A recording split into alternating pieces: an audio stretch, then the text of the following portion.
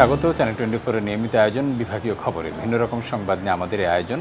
আজ জানাবো রাজশাহী বিভাগের জেলাগুলো খবর, সাথে আছে আমি আব্দুল্লাহ ফারুক। বগুড়ার প্রত্যন্ত গ্রামে হয়ে গেল 2 দিনব্যাপী পদার্থ বিজ্ঞান মেলা, যেখানে নবম এবং দশম শ্রেণীর শিক্ষার্থীরা পদার্থের কঠিন কঠিন সূত্র হাতে কলমে সমাধান করে প্রদর্শন করেছেন। ক্ষুদে শিক্ষার্থীদের উপস্থাপিত এসব প্রজেক্ট দেখতে হাজির হয়েছিলেন আশপাশের বিভিন্ন স্কুল কলেজের শিক্ষক শিক্ষার্থী ও অভিভাবকরা। শহরে নয়, একেবারে প্রত্যন্ত গ্রামে হয়ে গেল 2 দিনব্যাপী পদার্থবিজ্ঞান মেলা, যেখানে শতাধিক শিক্ষার্থী হাজির হয়েছিলেন 20টি প্রজেক্ট নিয়ে।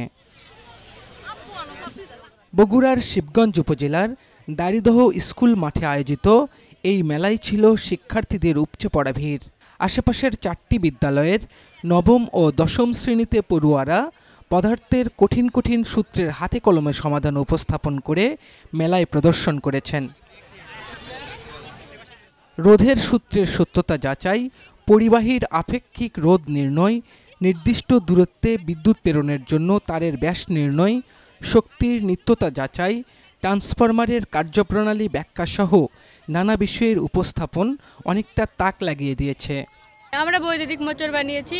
এটা আমাদের দৈনন্দিন জীবনের ঘরোয়া কাজে, যানবাহনের কাজে, শিল্প কাজে ইত্যাদি বিভিন্ন কাজে ব্যবহৃত হচ্ছে। যান্ত্রিক শক্তিকে এসি বিদ্যুৎ শক্তিতে রূপান্তর করে।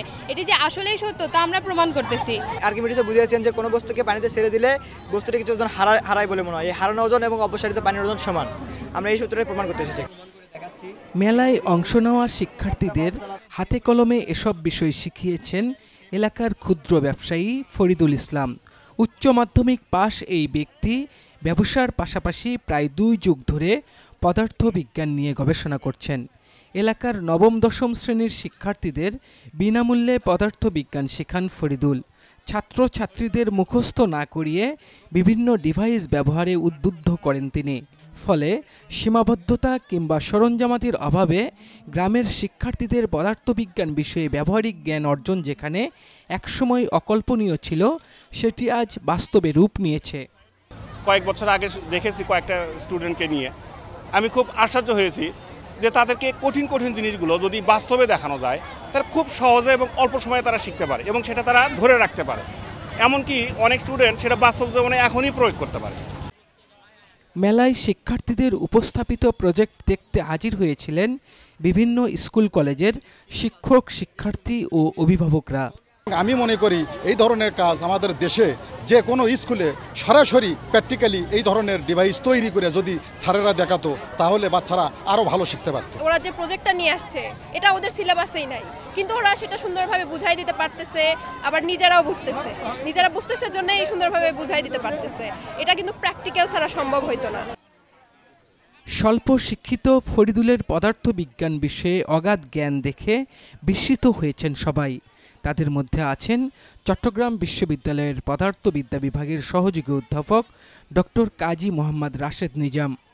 ওনার এই দক্ষতাটাকে উনি যে জানেন সেটা উনি ওনার এলাকার ছাত্রছাত্রীদেরকে শেখানোর জন্য উনি যে আত্মত্যাগ করেছেন, আপনি হয়তো জানেন যে উনি কিন্তু নিজের গাঁটের টাকা লক্ষ লক্ষ টাকা খরচ করে এই ল্যাব ওনার নিজের আনন্দের জন্য শেখানোর জন্য করেছেন। তাহলে সেটা একটা খুব বড় মনের পরিচয়। এটা কিন্তু আমাদের সমাজকে এবং সরকারকে এটা রিকগনাইজ করা খুব উচিত। 2023 সাল থেকে নিয়মিত এখানে পদার্থবিজ্ঞান মেলার আয়োজন করা হয়। ফরহাদুজ্জামান শাহী, চ্যানেল 24, বগুড়া। সিরাজগঞ্জে অনুষ্ঠিত হলো 7ম জাতীয় কমডেকা। কমডেকা রোভার স্কাউটদের জীবনের অন্যতম আকর্ষণীয় এবং অত্যন্ত গুরুত্বপূর্ণ কার্যক্রম। এখানে অংশগ্রহণের সুযোগ পেয়ে খুশি রোভার স্কাউটের সদস্যরা। সিরাজগঞ্জে অনুষ্ঠিত হলো 7ম কমডেকা। যমুনা নদীর পাড়ে শহর রক্ষা বাঁধ হার্ট পয়েন্টে এলাকার জাতীয় স্কাউট প্রশিক্ষণ কেন্দ্র 2-এর মাঠে এই কমডেকার আয়োজন করা হয়। কমডেকায় এবার স্লোগান ছিল বৈষম্যহীন সমাজ বিনির্মাণে স্কাউটিং। 20 ফেব্রুয়ারি ভিডিও বার্তার মাধ্যমে 7ম কমডেকার শুভ উদ্বোধন করেন সরকারের প্রধান উপদেষ্টা ডক্টর মোহাম্মদ ইউনূস। বাংলাদেশ স্কাউটসের ব্যবস্থাপনায় 7 দিনব্যাপী এই কমডেকায় সারা দেশ থেকে প্রায় 4000 রোভার স্কাউট, 1500 স্বেচ্ছাসেবক কর্মকর্তা সহ 5500 মানুষের জনসমাগম ঘটে এই কমডেকার মাঠে। আমরা স্কাউটিংয়ে আসছি একটা উদ্দেশ্যে, সেটা হচ্ছে সুনাগরিক হওয়ার জন্য। কীভাবে বৈষম্যহীন সমাজ করতে হবে এগুলো শিখে যাতে আমরা আমাদের সমাজটাকে উন্নয়ন করতে পারি এবং আমাদের সমাজে যে ভালো সেই সামাজিক সমস্যাগুলো আছে এগুলো যাতে দূরীকরণে আমরা সচেষ্ট থাকি, সেই জন্য আমরা এখানে আসছি। 7 দিনব্যাপী বিভিন্ন দলে ভাগ হয়ে যমুনা নদীর চরাঞ্চলে বেশ কয়েকটি গ্রামে সামাজিক উন্নয়ন কাজে অংশগ্রহণের পাশাপাশি ক্ষতিগ্রস্ত রাস্তাঘাট মেরামত কাজে অংশ নেন রোভার স্কাউট সদস্যরা। সমাজ উন্নয়নমূলক কাজে নিজেদেরকে সম্পৃক্ত করার সুযোগ পাওয়ায় খুশি কমডেকায় অংশগ্রহণকারীরা। আমরা চাই যে আমরা সবাই সকলের বন্ধু হয়ে পাশে থাকতে।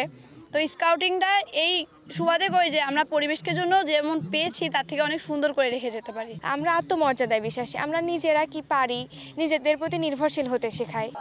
গত 19 থেকে 25 ফেব্রুয়ারি পর্যন্ত চলে এই 7ম জাতীয় কমডেকা।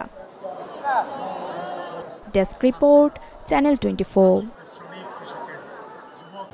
কৃষিকাজ এবং বিভিন্ন প্রকার অপ্রচলিত ফলের আবাদ করে সফলতার মুখ দেখেছেন নাটোরের কৃষি উদ্যোক্তা সেলিম রেজা। এখন তিনি একজন সফল খামারি। বেসরকারি কলেজের শিক্ষক নাটোরের সেলিম রেজা। কলেজের বেতন না হওয়ায় পরিবারের খরচ চালাতে গিয়ে বিপাকে পড়েন তিনি। এরপরে 2000 সালে মাত্র 4 বিঘা জমিতে ঔষধি ভেষজ গাছ আবাদ শুরু করেন। এছাড়া এলাকায় প্রথম আপেলকুল, থাইকুল ও পেয়ারের আবাদ করে চাঞ্চল্য সৃষ্টি করেন সেলিম। এরপরে তাকে আর পেছন ফিরে তাকাতে হয়নি। এখন তিনি প্রায় 100 বিঘা জমিতে আবাদ করছেন বিভিন্ন ফলের। কৃষির কোনো জমি যেন পতিত পড়ে না থাকে এবং মানুষ যেন পায়, এবং কোনটা আগাম কোনটা নাবি এ বিষয়ে কিন্তু আমি পরামর্শ দিয়ে থাকি। আমার এই ফার্মে কিন্তু বিভিন্ন টিম আসেন, তিনারা এখানে পরিদর্শন করে অভিজ্ঞতা অর্জন করে, এখান থেকে তারা জাত কালেকশন করেন, সায়ান কালেকশন করেন। সেলিমের দেখাদেখি অনুপ্রাণিত হচ্ছেন অনেকেই। আমি পড়ালেখার পাশাপাশি এখানে কাজ করি।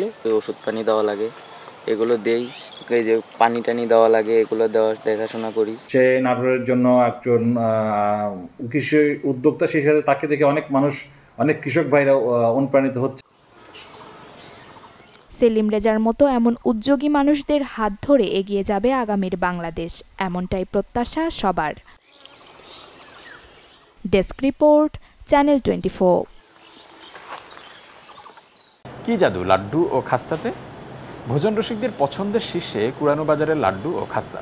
বলছি জয়পুরহাটের আক্কেলপুর উপজেলার আউয়ালগাড়ি কুড়ানো বাজারের বেলালের তৈরি লাড্ডু ও খাস্তার কথা। এই লাড্ডু ও খাস্তার জনপ্রিয়তা ছড়িয়ে পড়েছে জেলার গণ্ডি পেরিয়ে পুরো দেশে। চলছে লাড্ডু আর খাস্তা তৈরির বিরাট কর্মযজ্ঞ। প্রায় 40 বছর ধরে এভাবেই কাজ করছেন জয়পুরহাটের আক্কেলপুরের আউয়ালগাড়ি গ্রামের বেলাল। বড় ভাই আকালুরের হাত ধরে এ ব্যবসার যাত্রা। তার মৃত্যুর পর এখন একাই ব্যবসা সামলাচ্ছেন ছোট ভাই বেলাল হোসেন। আল্লাহ দিলে কামাই রোজগার, এখন আগে বহু কষ্ট করেছে না, বহু উন্নতি হয়েছে। আমার এটা 8-10টা লোক এখন কাজ করে। এই লাড্ডু ও খাস্তার জনপ্রিয়তা ছড়িয়ে পড়েছে জেলার গণ্ডি পেরিয়ে পুরো দেশে। দূর দূরান্ত থেকে ছুটে আসেন বহু ভোজন রসিক। প্রতিদিন প্রায় 8-10 মণ লাড্ডু ও 12 মণ খাস্তা বিক্রি হয়। লাড্ডু, খুরমা, খাস্তা অনেক সুস্বাদু, অন্য কোথাও এরকম খায়ে টেস্ট পাওয়া যায় না। অনেক জায়গাতে কিনে পাঠাই, আমরা আত্মীয় স্বজনের বাসায় গেলে আমরা এই লাড্ডুটা নিয়ে যাই। মাসে প্রায় লাখ টাকা আয় বেলালের। মিষ্টান্ন বিক্রি করে শুধু নিজেরই নয়, কর্মসংস্থান তৈরি করেছেন অনেকের। আমার বাড়িতে এবং লাড্ডু বানানোর জন্যে অনেক মা বোনেরা আসে, তারা লাড্ডু বানায়। বসে থাকেন এখানে, আসার সময় কাটায়, বানায়, খুব ভালো লাগে। প্রতিদিন সকাল থেকে গভীর রাত পর্যন্ত চলে লাড্ডু আর খাস্তা বিকিনি। Desk report, channel 24। পাবনায় অনুষ্ঠিত হয়ে গেল ব্যতিক্রমী পেট শো। দেশি বিদেশি নানা জাতের বিড়াল নিয়ে এই শোতে অংশ নেন বিড়াল প্রেমীরা, মুগ্ধ দর্শনার্থীরাও। এমন আয়োজনে প্রাণীদের প্রতি মমত্ববোধ বাড়বে বলে আশা আয়োজকদের।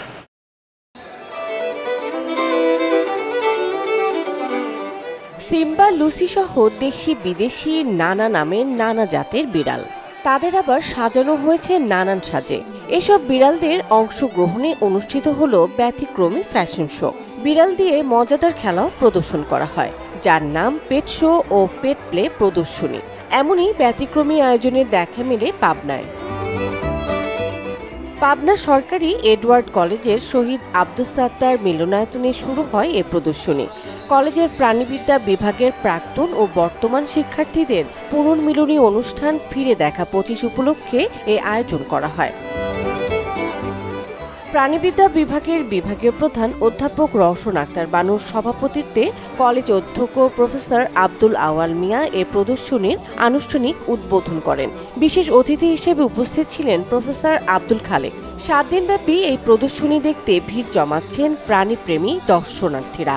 প্রথমত এখানে এসে অনেক ভালো লাগতেছে, কারণ এই ফার্স্ট টাইম আমি এইরকম একটা শোতে অংশগ্রহণ করতে পারতেছি ওকে নিয়ে।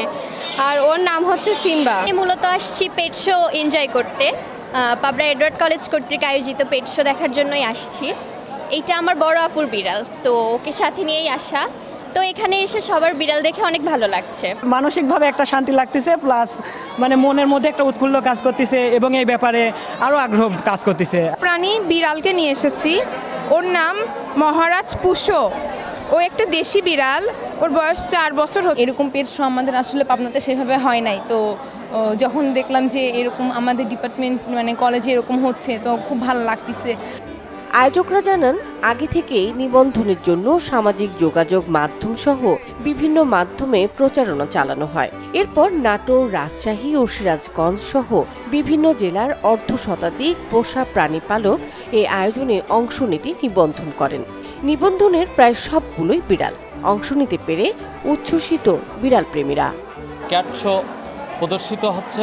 আমাদের এন্ট্রি হয়েছে শুধু পাবনা, ঈশ্বরদী, রাজশাহী এবং নাটোর থেকে আমাদের এন্ট্রি হয়েছে, এই বিড়াল এন্ট্রি করা হয়েছে।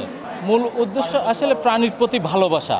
আমাদের প্রাণীবিদ্যা বিভাগ থেকে প্রাণীর প্রতি ভালোবাসা সবাইকে ছড়িয়ে দেওয়ার উদ্দেশ্য নিয়ে আসলে এই ধরনের আয়োজন। আমাদের প্রাণী রিলেটেড, যেহেতু এই প্রাণী রিলেটেড সূত্র ধরেই আমরা এই আজকের আয়োজনটা করা আমাদের। হ্যাঁ, ভবিষ্যতে অবশ্যই আমরা করব, এটা ধারাবাহিকতাভাবে এটা চলতেই থাকবে।